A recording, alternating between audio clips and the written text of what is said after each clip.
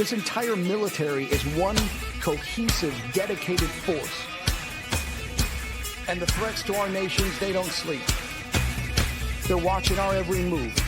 Iran, Russia, China, North Korea, ISIS, Al-Qaeda. They may be watching this right now. Our military should not be mistaken for a cable news gabfest show. We don't care what you look like. We don't care who you voted for, who you worship, what you worship, who you love. It doesn't matter if your dad left you millions when he died or if you knew who your father was. We have been honed into a machine of lethal moving parts that you would be wise to avoid if you know what's good for you. We will not be intimidated. We will not back down. We don't want war. But if you want war with the United States of America, there's one thing I can promise you, so help me God. Someone else will raise your sons and daughters.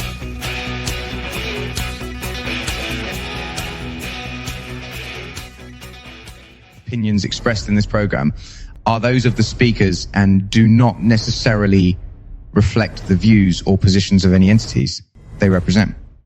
Find us on the web at mbradio.us.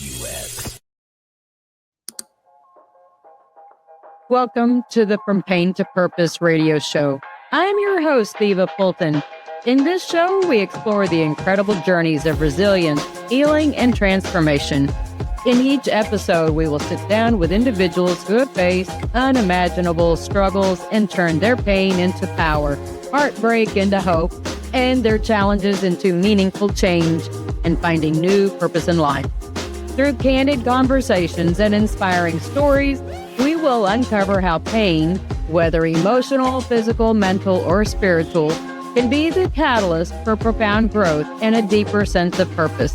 So if you are looking for motivation, insight, and real stories of triumph over adversity, you're in the right place. Let's get started on this journey from pain to purpose. Let's give veterans a voice through Military Broadcast Talk. Hey, welcome everybody. Welcome to the From Pain to Purpose radio show. I'm your host, Eva Fulton. And more importantly, welcome to 2026. Woo, we made it. 2025 is over. I don't know about you guys, but that's probably one of the toughest years that I've experienced. So I'm glad we made it to 2026 alive and kicking. I have my guest here beside me, Samantha Jasso. How do you actually, my maiden name's Hasso, but I'm married. Okay. It's Epperson. Epperson. I put it in the system right, but I didn't memorize the last name right. So before we get into Samantha's story and, you know, what's been happening, very positive for her, I wanted to share my word of the year. I'm one of those people I did not do well with having resolutions, New Year's resolutions. Nope, those are too easy to break. Probably close to 8-9 years ago, I started having a word of the year.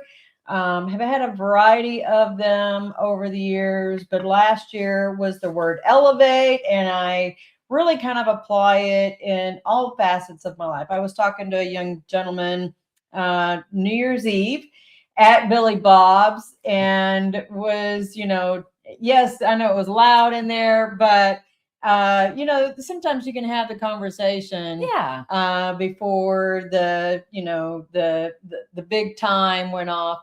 But it was good to have a conversation with him. He's like, but he was asking some really good questions. Well, how do you use that word of the year in your life? And I said, you know, really, I just kind of look at as a target of something that I can, you know, we've been to the range before. You're living life by looking at the target. I use the word elevate all year long as my target to the decisions that I'm making. Is that an elevate decision? Right. Is it something that's going to help get me to where I want to go? Is it going to be something that is going to help me climb higher? And I work very well with the dangling carrot. So I set my dangling carrots as my elevation goal. that if last year was like, if I finished, I was finishing a couple of those PhD classes, and my reward was going hiking in Spain on the Camino. Nice. And so I believe in the dangling carrot. That was definitely an elevate, whole week journey and everything. But my word for this year is intentional. And I posted earlier about that, intentional in the time I have, being intentional with the time, being intentional with the people in my life, being intentional with the physical activities that I do, because I had my recent diagnosis, final real diagnosis of lupus and the tinge of Lyme and anemia, that I have to be more intentional with my energy and the way I manage my life and my own personal resources, that intentional just seem to fit, right? Because if I'm supposed to keep broadening, the work I do, both with my PhD, with my studies, but the radio shows that I'm, hosting or co-hosting, there's only so much of Eva to go around. Exactly. And I can't be everything to everybody without losing something of myself. So to me, intentional, seem to help. It's supposed to help me keep things focused and make sure that I am, sorry guys. So clearly we're live, right? Hey. Sorry, the dogs. My son must be up or something. I don't know. Sorry, folks. Real life. So anyway, intentional is my word for this year. And I'm not sure somebody's joining us down there. I can see we've got maybe Josh. No, I don't know. He maybe accidentally popped on something. But Joel's putting some highlights out there. Thanks, Joel, for your support. Joel, he leads the train on MBR. So, we're starting out the year. Joel is I want to say the head honcho that runs MBR. And he's a great resource out there. So thank you for sharing that. And, see, he said we're on fire. We're on fire already. All right. So, we've been connected through Facebook for quite a while. Yes. And I saw when we were posting the other day, right, that we were both at Dallas Baptist University at the same time. Yes. But you were in in-person classes and I was an online class. Yes. So funny how we were both going to the same university at the same time, but we didn't meet each other like years and years later, which is really cool. Yeah. All right. So tell us a little bit about yourself. My name is Samantha. I am married. I've been married for almost 7 years now. Wow, good. 7 years in July. And I just got my master's degree in marketing. Sorry, guys. The dogs. Sorry. Can't help dogs. Sorry. But everybody's used to that from COVID, right? Having the dogs, it's not happening if the dogs aren't interrupted. It's real life. Just like the teams, yeah. So what did you just graduated a couple of weeks ago? Yes. Yes. And you're from Tech. You graduated from Texas Tech. Yes. So I got my bachelor's degree from Texas Tech in Human Development and Family Studies, which is about enhancing and improving the human condition, back in August of 2007. Okay. And then I went to grad school 3 different times, 3 different majors, but I finally got my master's degree last month. Awesome. From Tech also? No, from the University of Texas at Dallas. Okay. UTD? Yeah. It's still part of the great UT system. Yes. So I don't have anything bad to knock about UT. Because I went to UT Austin way back when I graduated high school. Okay. Yeah. Down in Austin. I was the Longhorn. But you got your master's Mhm. in marketing. Yes. Yeah. So how did that go? What made you decide marketing? So I have a friend that I made when I was at Texas Tech, and we're still friends to this day. And I found out the benefits that I got from serving the Army were about to expire. She has a bachelor's in business and she's got a master's in education. And I was just talking to her one time, and I don't know how we got into the business part. And then somehow marketing came up, and I looked into it, and it went from there. And it's Okay. really cool because my friend from Tech, her name is Stanisha, she also helped guide me with my bachelor's degree in human development family studies. Because, I'm a first generation college student, meaning that I'm the first person in my immediate family Yep. to go to college. And so when I went to go work on my bachelor's, like, I didn't know how college worked. I was just going to take classes and stuff. And I remember with my bachelor's, I was telling her, I heard there's classes that you can take at Tech, that it's about people and marriages and relationships. She's like, you do know that's part of a degree, right? And I was like, that's a part of a degree. And so I went to go talk to the academic counselor, and that's how I got into that. But I didn't know. You don't know what you don't know. No, I totally understand. Because when I went to UT Austin, I was the first one in the family to go to school. I didn't have parental help to help me learn how to navigate the education system and how to manage time, manage, I worked full time. I worked 40 hours a week, and I took 14 hours at And UT that's Austin. a lot. It was a lot. Yeah, I was is taking 14 for full time. Full time's even a lot. So for you to take past 12, that's a lot. I didn't know, I really didn't know. I didn't have anybody helping advise going through that experience. The woulda, coulda, shoulda, and that's how I ended up joining the Army, because I just saw that my life was going nowhere fast, and I still wanted to go to school, but I just wasn't equipped with knowing how to manage my adult life at that time, and keep a roof over my head, and going to school, and not understanding about loans. That was way back when, loans were bad. They could have been $6,000, a year. But back then, that was in 86, 87, $6,000 seemed like a whole lot of money compared to now. I still owe student loans from a bachelor's degree. And I will tell you something, it's super competitive.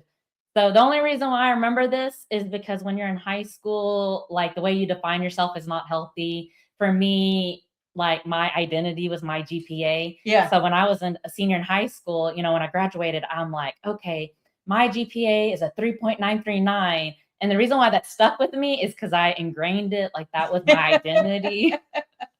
But it was so competitive. Like, I didn't get any scholarships, but part of my problem in high school was, I was all about academics, which is great, but they also want to see you outside of academics. The community. Are you volunteering? Are you working a job? And so it didn't show that, I had a variety of that holistic. Yeah, I wasn't a holistic person. I was just education, which is great, but they want to see something outside that. I didn't know that. Yeah. But in hindsight, I'm like, that was a part of God's plan, because God can do anything. I believe in God. I can say that, had I gotten scholarships and stuff like that, I might have not joined the Army. Because school was paid for, but school wasn't paid for. I did graduate with my bachelor's. I took student loans out. Right. Then the first time I went to grad school, I took student loans out too. But to go back to grad school again, I wasn't taking out student loans. No, I totally understand. But you registered here in Texas, though, right? Did you? For the military? Yeah. Yeah. Yeah. So maybe there's some help for you there. Maybe we got to get you plugged in with the. The Hazelwood Act, it helped pay for my master's. And then I chose, I think, Chapter 30 that helped pay for my master's. So yeah, I'm very blessed and fortunate. I didn't have to pull out student loans for this master's degree. Well, that's good. But you graduated with your bachelor's and then went in as an enlisted person in the Army. Yeah. So I graduated from Texas Tech August of 2007.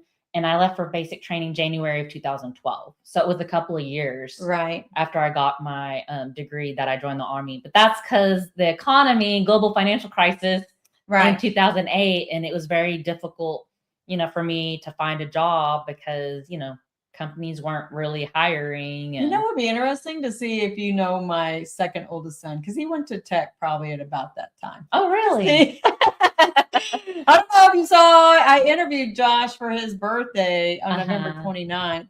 I'll have to look and see if you know who Josh is. That would be kind of weird. That would be crazy. If you knew my son. Because he didn't graduate from tech. He graduated from UNT a couple of years ago, but he did go to tech at about that time frame. Okay.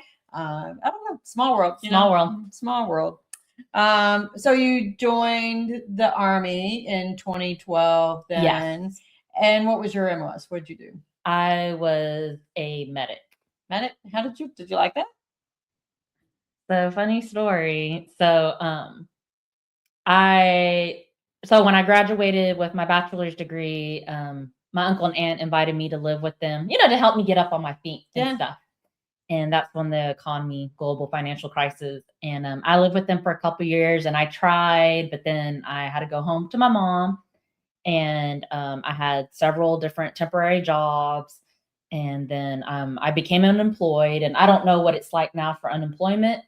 Probably still not good. So at the time when I was unemployed, you had to apply for so many jobs, and rightfully so, in order to get an unemployment check. And I was looking for jobs about helping people because my degree, it's about enhancing and improving the human condition. Mm-hmm. So I was looking for those type of jobs. And a position in the Army was looking for a mental health specialist. I was like, oh, that sounds cool, mental health specialist. But that's the Army. That sounds really scary. And at that time, my hometown had an Army Career Center. And so this is funny. I went dressed up professionally to the Army Career Center. And the recruiter's like, how can I help you? And I was like, there's a mental health specialist position I saw in their internet. Can we talk more about it? He said, sure. And we talked about it some. And he's like, there's a lot that goes in the Army, which is true. You can't just sit in one day and talk about it. Right. He's like, I cover a big area. Whenever I'm available, can you come talk to me? And I was like, oh, yeah. So every time he was available, I'd go dressed up professionally to go see him. And one day he was like, unless you just really like dressing like that, he's like, you don't have to dress professionally when you come see me. I said, oh, okay. So I just dressed up in regular clothes. And, every time him and I met, we would, just talk about different stuff. And one day he had told me that, we can start the process, and up to a certain point, I will tell you there's like no point of return. Okay. And I told him, I was like, well, if I'm going to keep talking to you and seeing you, I'm going to give you an answer with, I think, like the next day, within the few days. And he's like, you don't have to do that. And he's like, I'll let you know when. And I'm like, no, if I'm going to spend the time, I'm going to, and that's so not like me, because this is like the Army. This is scary. It's not like a dream or goal or backup plan to join the military. And so I went home and I told my mom, I'm like, I'm going to pray about this. Yeah. Because it's a huge decision. And I know I've talked to a lot of veterans and service members, and everybody has their different perspectives, and goals and whatnot when they join the military. But, I viewed it as, this is very scary. I really did. And I prayed about it, and I believe that God was like, you're going to be all right. Yeah. And I was all right. There's times I definitely did not feel all right, but I was all right. And that is how I got in the Army. But I will say, as far as the healthcare specialist, the medic part is concerned, so I didn't know anything. So I told the recruiter that I wanted to be a mental health specialist. So when I took the ASVAB and all that stuff, from my understanding from somebody else that was a recruiter, I guess like certain positions, they have so many in so many regions or something like that. So having applications. Yeah. So at the time when I had took the ASVAB, I guess in the area I was in, there was no slots for mental health specialists. Oh. So my recruiter there goes that story, was like, he showed me all the jobs that I qualified for. And one of them was the healthcare specialist. Another one was military police. And I can't remember all the other ones that I was. And, he didn't force me to choose a healthcare specialist. But what he said was, well, if you choose healthcare specialist, as if it was easy to slide into mental health specialist. And that's how he got me. But I really don't. I mean, I personally didn't like healthcare specialists, but I don't regret it. Yeah. I don't regret my MOS. I don't regret the Army. I can tell you a funny story about being a healthcare specialist. When I was at basic training. So everybody can tell by now when you're watching that I did no research before I joined the military. So when I was at basic, they were already talking about, okay, if your MOS is, this, you're go over this group. I guess I had to give us some kind of information, right? So I'm waiting to hear healthcare specialist. I don't hear healthcare specialist. And so the drill sergeant was like, well, if you haven't heard your MOS, let us know. So I went up to the drill sergeant. I said, I haven't heard my MOS. He said, what's your MOS? I'm like, oh, it's healthcare specialist. He's like, oh, you're a combat medic. My heart about dropped because I didn't know that healthcare specialists and combat medic are like the same thing. Yeah. Makes sense. I was in the middle of finals when I joined the Army. Okay. Yeah. And that was to go in the reserves. But I remember going in the recruiter's office because I knew that I was struggling with where things were at in life. And I asked, isn't there some way that I can join the Army? And but I don't have to do that basic training thing. That's almost the same response a recruiter did. But I hadn't done the research either. Yeah. Right? But I think part of it was that my dad was Air National Guard, and he was just stationed over in Grand Prairie at the Naval Air Station, Dallas.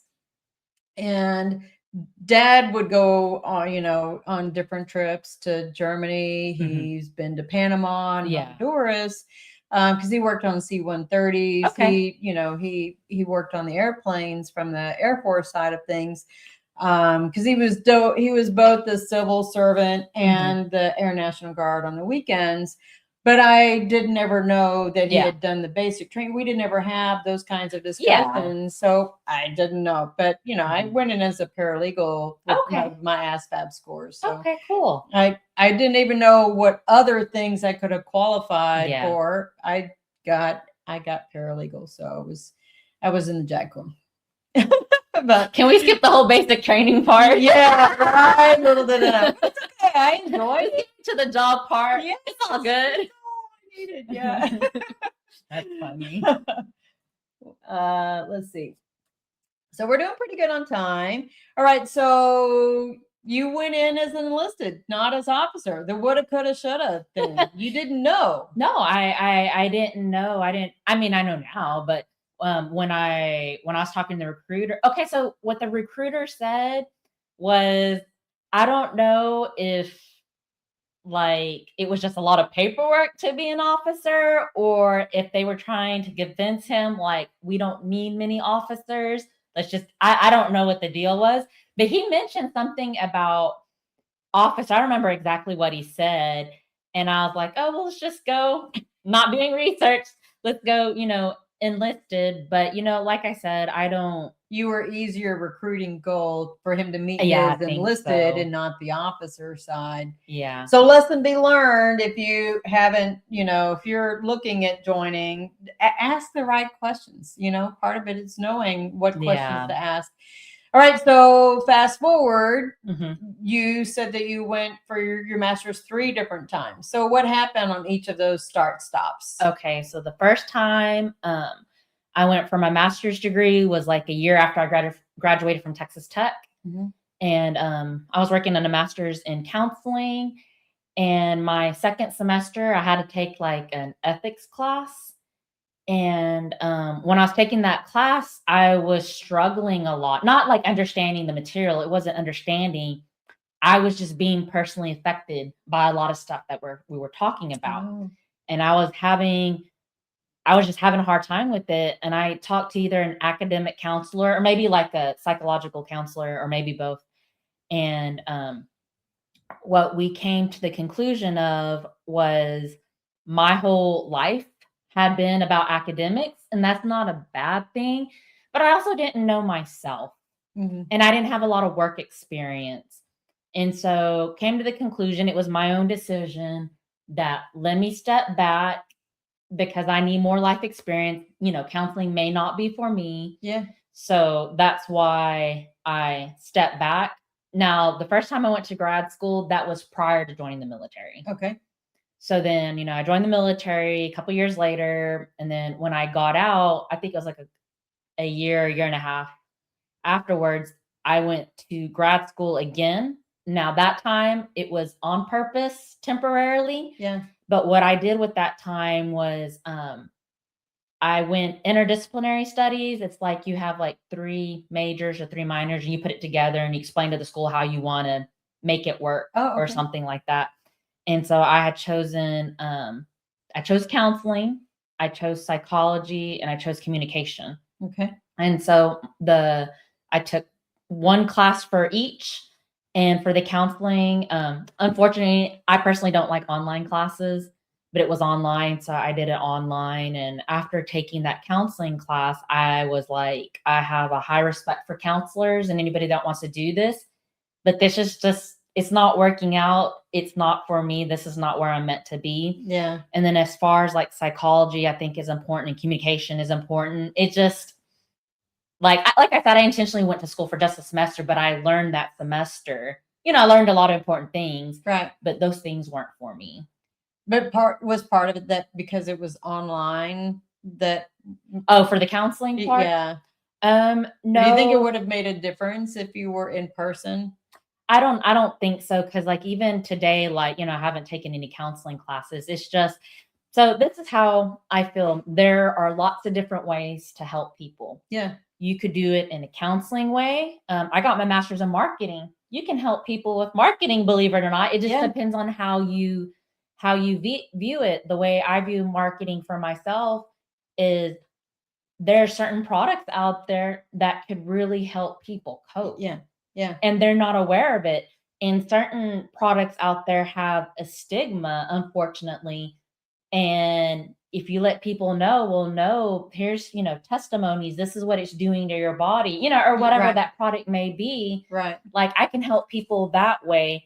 So I feel like there's different ways to help people. And for me, the counseling route, I meant to help people, but not in the counseling route. Right. Counseling is not bad.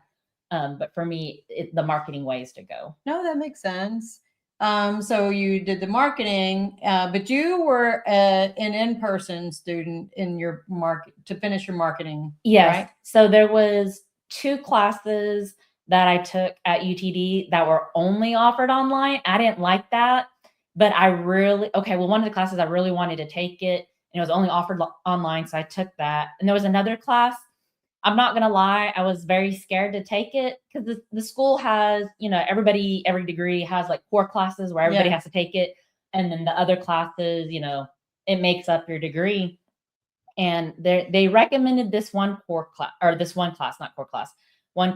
And I really didn't want to take it. But at the same time, I was like, if the school is recommending this, they know what they're talking about. And I need to trust that. Right. Because I've already worked in the world for a while and, it just, things weren't working out. So if somebody's giving me information, I need to trust it. Right. Right. So that class was only offered online. And it's so funny because prior to last semester, I've had several A's, but there's different kinds of A's in grad school. There's like an A and A minus. That class was like the only class that I made like an A. Okay. So this was the class I was scared of. Right. But you got a better grade. But I got a better grade. So sometimes it tells you like, you may be afraid, this description to me, it sounded boring too. It didn't sound interesting, but sometimes you have to trust when somebody's telling you something. Yeah. And you also have to take a risk. Yeah. No, that makes sense. If you want something and you kind of have an idea of where you might want to go, and if they're making recommendations, you got to try. Like, I will also say there's one class that was in person that they recommended.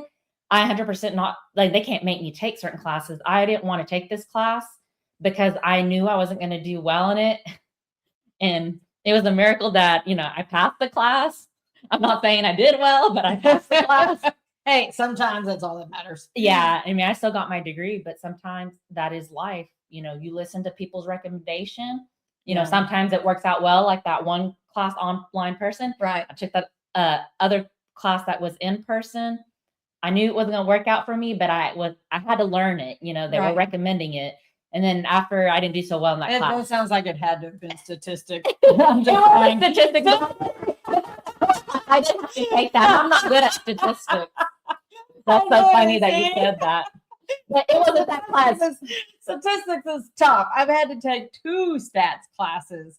One in my MBA program. No, I've had 3. Sorry, I've taken 3 stats classes. One in my MBA, one in my second master's in public leadership, and one in my PhD program. And stats is different every time, right? Yeah. I mean, even the software that they introduce you to do the statistics in, and in the PhD program, it's on another level. Yeah. The stats side. But since you brought up statistics, there is something that I do want to say. I actually want to say 2 things. Okay. Like I've told you, I believe in God. I am not strong in math, especially statistics. I'm not strong at statistics it's at all. an intimidating topic. I think statistics is very challenging, but I have a strong belief that if God wants you to do something or accomplish something, he's going to make it work out. Yeah. So I can tell you that when I went to my statistics class for the first time, I sat next to a woman, and she had already known some people in the class, and we worked together to figure out the statistics. Yeah. And it's just like, because when I was taking this class, I was thinking in my head, I'm like, God, I'm not good at statistics, but I have to take it because it's a core class. There's no way around it. Right. But like I said, if God wants you to learn something, accomplish something, he wanted me to get this degree, I'm going to help you through it. Right. I'm going to put people in place. And I'm an introverted person. I just don't go talking to everybody and anybody. But, she happened to sit next to me, and, we hit it off, and she knew people. And what we would do is, we would be like, okay, we have a homework assignment. Everybody do as much as you can. Right. And then we will come together and we will talk about what our answers are. And if we all have different answers, we needed to explain how did we each get the answer, so that way we could all learn how to get the correct answer. Right. So that makes sense. So God was working your people garden. That's what I call it, right? Yeah. He gave you a people garden to get through it. And it wasn't supposed to just be a stumbling block. Yeah. But I think that for you, that's where the in-person class probably helped. All of my upper education, when I got out, I finished my bachelor's online, did 2 masters online, and been working on my PhD all online. I feel in some ways very handicapped that I've had to learn most all of this stuff by myself, which has kind of been its own difficult journey. My second master's was a Master of Arts in Public Leadership with the University of San Francisco. We had a few in-person weekend sessions. Yeah. So I did get to meet some of my classmates on those weekend sessions, but you don't get to develop the same kinds of relationships in those brief periods. But otherwise it's all been online. I don't feel really connected with the campus or with, the university itself. I only know what I've learned with talking with the professors, and that connectedness there. There's kind of a handicap in a way. But then I've had to learn how to depend upon myself to get through this, to get through the course the courses themselves. And the way I view it too, I think a lot of things are about perspective and asking Yeah. God to give you perspective. Maybe you needed to take a majority of your online classes because God's like, I got you, Eva. And not only do I got you, Eva, I need you to know what you can take. Yeah. And what you can accomplish. So I'm not against online classes. I'm just saying it's not for me. Oh, no, I to get take it. But I think it's important for the audience to know that you have options. When I was first going through my bachelor's and my MBA, I had 2 very young kids. Yeah. If I going in person would not have been possible. I'm a voc rehab success story. Okay. From the VA. I got to it. Going online was an advantage because Cody and Carrie were very young toddlers, right? So, and I didn't have a car. Yeah. And I got to go to a private college, Dallas Baptist University, because they offered the degree program that I needed. Right. And without having wheels to get to school, going online to Dallas Baptist University, thank God, I'm Catholic. So I went to a Dallas Baptist University. But that's awesome. But God blessed me with getting the education that made it work for me and my family to be able to get that education that I wouldn't have gotten otherwise. But see, I think that's cool that you share that story because it's letting people watch this know, like, you're Catholic, but sometimes God will use something different, which was a Dallas Baptist. And not only was it Baptist, 2 different Catholic and Baptist, but guess what? Dallas Baptist had this flexibility of online. Right. So I'm really glad that you share this story because I think, our audience needs to remember, especially in this new year. Yeah. Lots of opportunities out there, folks. Perspective, asking God, help me see things the way I need to see them, because you could have looked at it as, well, God, it's not a Catholic school. And the doors closed. And you got no wheels. I mean, I could have had lots of naysaying. And you could have spiraled. And I'm not attacking anybody if you struggle with that, but that is something throughout your life, especially we're starting a new year, like getting your perception better, because it will help you move forward. Exactly. All right. So now you ended up in marketing. Tell us about, how I think we started it before, but the marketing side of things, and what are you going to do? I'm a real with everybody.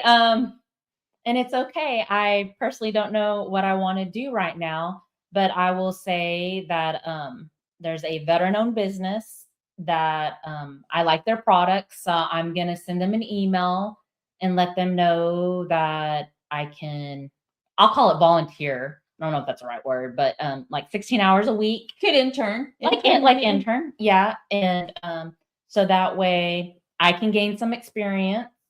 And, they can gain some free labor, and hopefully we can bring value to both of each other while I apply for different jobs. There is this digital marketing company that they reached out to me. I wasn't the only person they reached out. They were trying to get a bunch of people.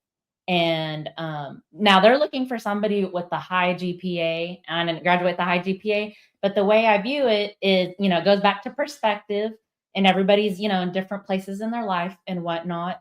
But I'm like, I'm 41, new to the business world. And, I just got my master's in marketing. You're getting a fresh set of eyes. So if this company interviews me, I can bring that into the interview because I know there's not a lot of people in marketing 40 and above. And when you're not, I mean, why do you think that there's not many people? I mean, I didn't know. My son's got his degree in marketing. And he's 30. Is it just that was one of the statistics that one of my classes have gave me, and I don't know what like that particular number is, but that's something that I could bring up to their attention. You know how a lot of times at the end of interviews they'll be like, "Do you have anything to add?" I mean, I would like to add that because it's just like I'm coming off fresh. You know what I'm saying? You're fresh, but from an older perspective. So like, mature. example, Mature is a good word, right? Yeah. Mature. We don't want to use the word old or I got a lot of life experience. There you go. Yes. Let's reframe it to more life experience. I like it. I like it. Because, you know, I can do a lot of research on younger people. That is something that I can do. You know, I can gain that information, but I'm not a younger person. Do you see what I'm saying? Oh, yeah. So like, it's like with younger people, they can do a lot of research, you know, on like our age groups, but they haven't been, you know, But they don't in a have that place. life experience. And they don't to have be that life. able And it's not to knocking speak them. to, Yeah. right, to speak to a particular nuance Mhm. for whatever that product is. I don't know. There's a part of me thinks that you're going to end up becoming an entrepreneur. I could see that because I don't think that there's a lot of, and maybe I'm wrong, but Mhm. maybe I mean, I do have a business hat side of things. Right. But maybe your you know, Mhm. maybe you have an opportunity to become an entrepreneur. Well, And you can do consulting for veteran-owned businesses to help, you know, help them level up their marketing game. Well, that means a lot that you said that to me, because you're somebody with a business background. So if you're seeing that in me, that, you know, that helps give me that helps give me hope, because I'm not saying that's exactly what I'm going to become, but you don't. Yeah. Because like I said, like I told you earlier, I don't think I said it in, you know, in front of our audience, but my last semester, so last year, I took all the classes I took for my master's in marketing. They were all marketing classes, except last semester, one was organizational behavior and the other one was market entry strategies, which is still a marketing class, but it was an entrepreneurial. Yeah. And I took that class, and something with marketing, they have something called the 4 P's of marketing, the 4 C's of marketing. Okay. 4 P's is like traditional marketing, and 4 C's is more like the modern marketing. Okay. And I love the modern marketing because modern marketing involves a lot of community. Okay. And I'm like, I think community is so important. I am so blessed. I have so many communities I'm a part of. I can tell you, the high school I graduated from, even though I don't live in that town, I'm a part of that community. Yeah. I mean, my maiden name is Hosto. That's not a common last name. Everybody knew who that was. And I have sisters too, so it wasn't just me. I graduated from Texas Tech. I'm a part of that community. Right. So, you know, I can be like wearing my Texas Tech jacket, and you can meet somebody that you've never met at Texas Tech, but hey, now you have, you know, a common bond. I love that. Same thing with the military. You know, I was stationed at Fort Drum. You don't have to be stationed at Fort Drum. You know, your Army, we connect. Your Navy, we connect. Yeah. Now that I graduated from UTD, I'm part of that community. Like, community is so important, to have people that you can connect with, you know, have conversations. Or maybe you don't want to, you know, develop relationships or connect, but maybe you just have a question, and somebody in that community may have an answer. Yeah. Or an introduction. Yeah, or an introduction. Yeah. So Go a long way with introductions. Oh yeah. So what was the biggest challenge you had going through, you know, the start-stop side of getting your master's? I mean, you pivoted twice into your third degree. What helped you land? Someone started. What helped you land in the marketing? And as your major, what helped you make that particular thing as your degree? To be honest, I don't remember. Oh. It might hit me later at like 2 a.m. Master's of marketing. But maybe it was still that helping side. I mean, is that maybe because that was what your first one was going to be? There was still that community and helping side of things. Maybe it was just finding. Maybe you answered that at the beginning. Where just well, I talked about how I kind of got introduced to it was through my friend, right? But I'm trying to think, like, why did I finalize marketing? And to be honest, I don't remember right now. That's all right. But what was the biggest challenge that you had with getting the degree, period? Just being able to finish it. Was there any particular one thing? And I bring this up because member audience, this is from pain to purpose, right? And so for me, you know, my getting these different degrees, especially when I was getting my bachelor's into my MBA, I had no job. Right. So becoming a student was literally the very foundational thing that saved me and my family from being homeless. And I don't talk about that in my story very much, but literally I became the best student ever because I knew that my kids were banking on me being the best student I could. And I think that's what makes great students. Like, I mean, for some students, literally like you, like, this has got to work. I got to make this work. Yeah. Because if I don't make this work, like me and my kids are going to be out in the street and we're going to be hungry type of thing. Yeah. And I mean, there's some people, you know, it may not be that, but like the school that I went to, it's a lot of students that are from international students. And I don't know what their particular lives are like. Right. But for some of them, it may be, I need to help out my mom, you know, and her dad. So they have something that drives them. I think for me, the pain, it wasn't really getting my master's in marketing. I think it was, you know, I had, you know, I don't remember if I said this earlier on here or not, but just how I viewed life as you know, graduate from high school and you go get your degree and then you go get that job and then you go meet that person and you go get that house. And then if you want that kids, you know, you go get kids and the vacation.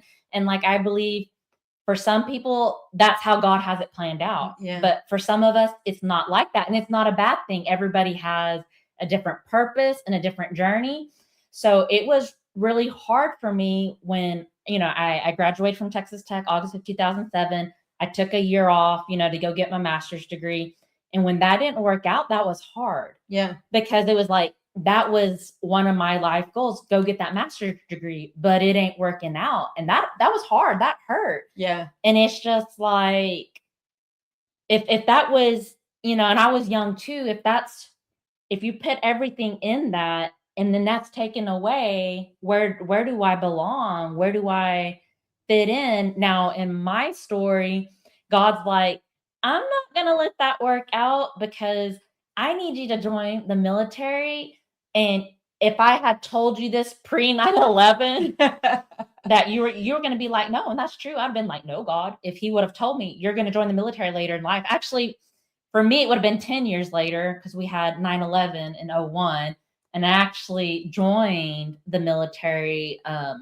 Like, you know, raise my hand and all that. That was like, it was like September 9th or September 10th of 2011. So it was really like 10 years. Oh, yeah. You know, I didn't intentionally do that. That's Right. how that played out. But I think God was like, I'm going to use the military.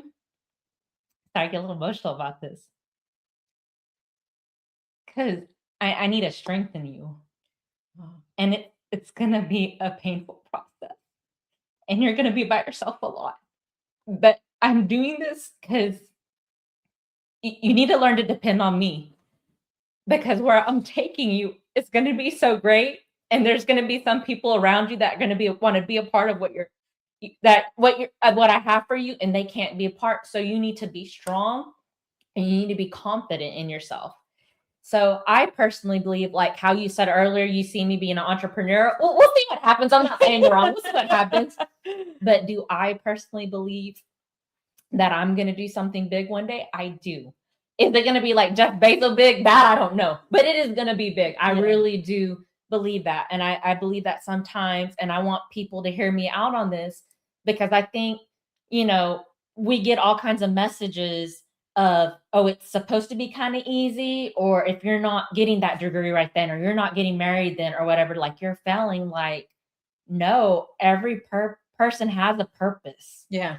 But that journey is going to look different for everybody. And sometimes you're going to be alone in that journey and it's going to be hard. But and God will put people, you know, to help you along that journey, but they're not going to always be consistently there, because that's not what it's about. It's about you depending on God. Right. And everybody cannot be everything to you because they still have their own personal lives. But it sounds like God had these people growing around you in your people garden. Yeah. Right. That he put people in your life on purpose, but it was still for you to be able to learn how to blossom on your own.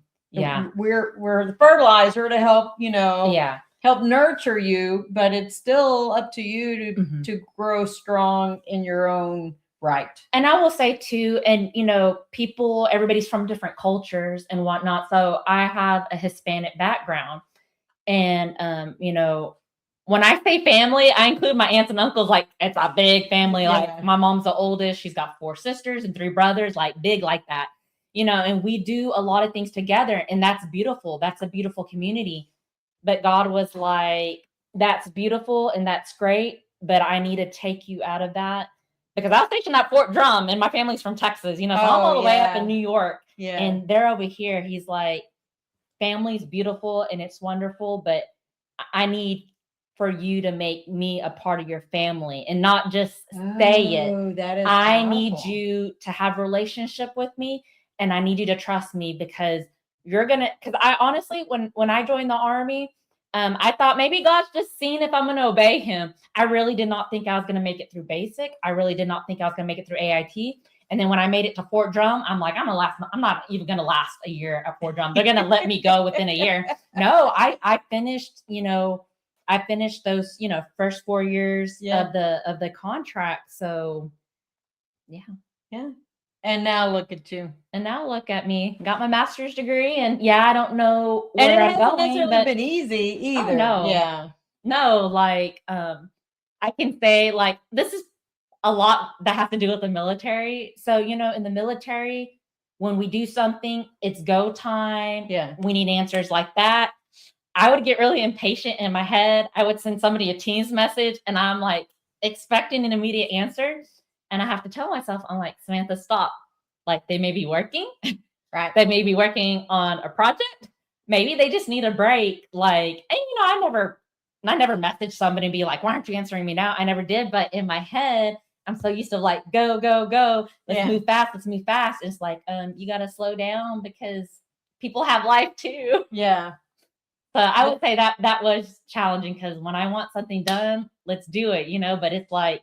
But that's I think part of it is our Army life. Oh, yeah. That's definitely that. Well, at least for me. High speed, low drag. And then when you get to civilian life, it's C's okay. I say, I know people who, getting a C grade is passing. And so therefore it's okay. But we're used to being overachievers and overthinking. And so we do the A. So I will tell you right now, like, because it's great to be, a high achiever. So with my bachelor's degree, I graduated with honors, and I got 1 C with my bachelor's. I don't remember if it was 2, but for sure I got 1 C. And then with my master's, like I did get a C. I mean, the way I view it too is you always want to, achieve for the highest and achieve the best. Yeah. But sometimes your hardest earned work is a C. And that is okay. And guess what? I got a C and I still got a degree, a master's at that. So yeah. What I'm trying to think. I usually finish my interviews with, what's the one question I should have asked that I did it?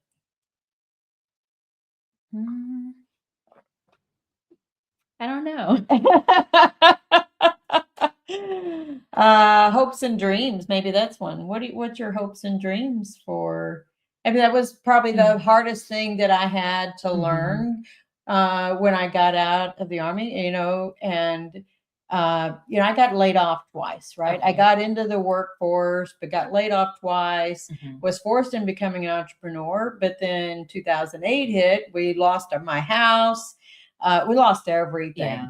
And that was really tough. So I have a couple of years with zero income. And that's how I ended up, getting my education was the answer for us. But I became a much better student as an adult compared to what I was when I was working 14 hours. You're going to school 14 hours, working 40 hours, and not understanding the discipline it takes to manage that whole lifestyle.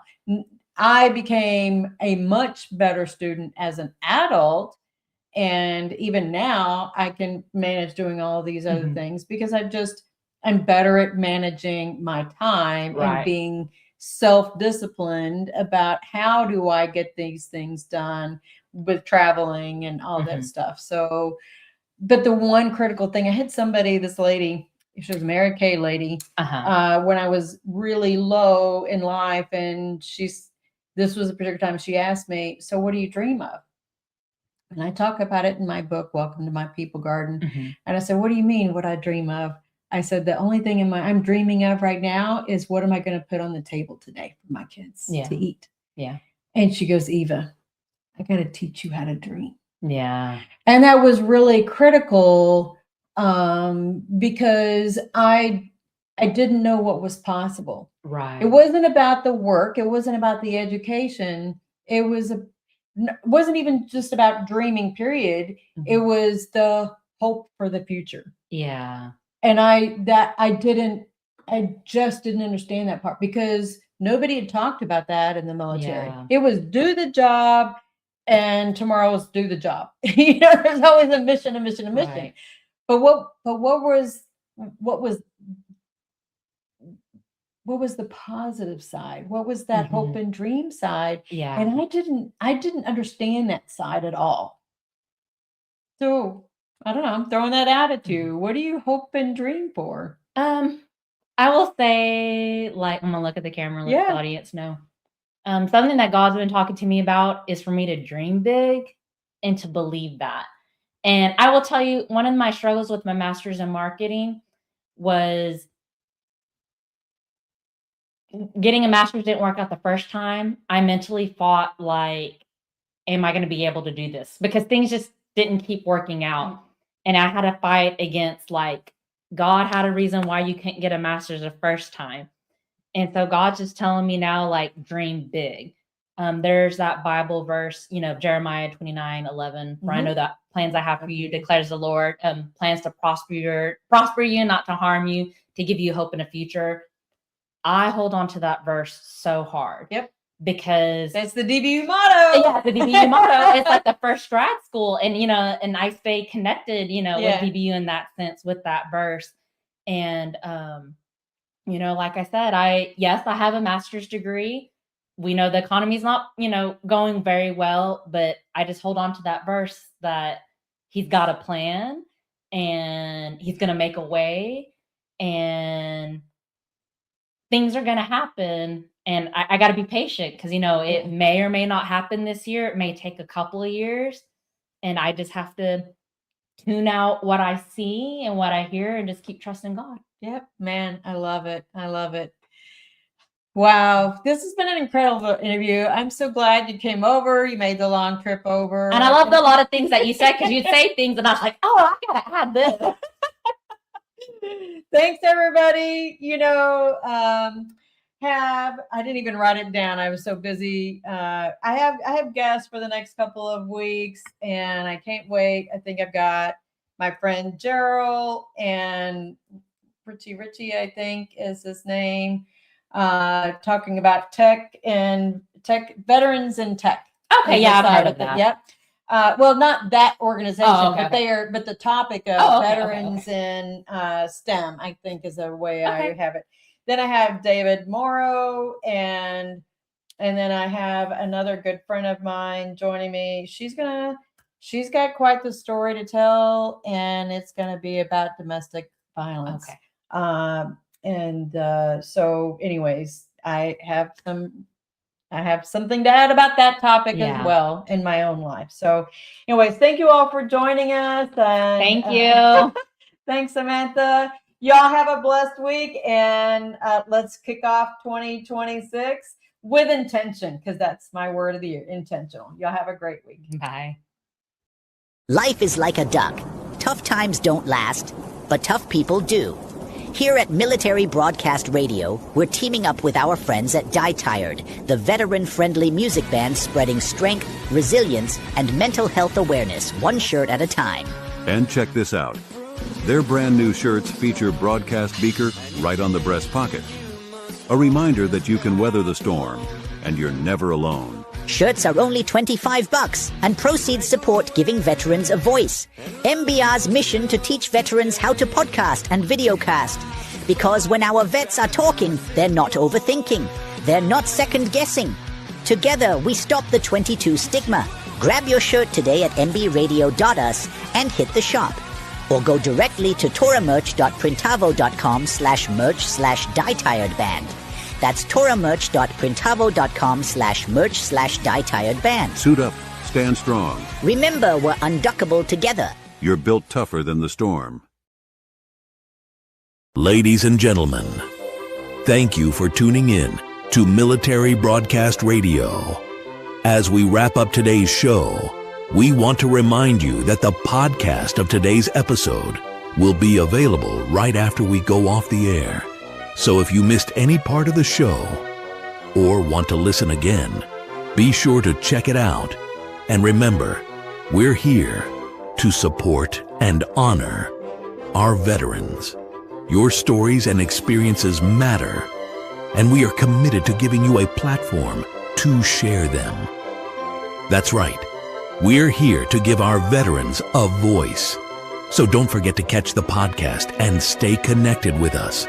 Giving our veterans a voice.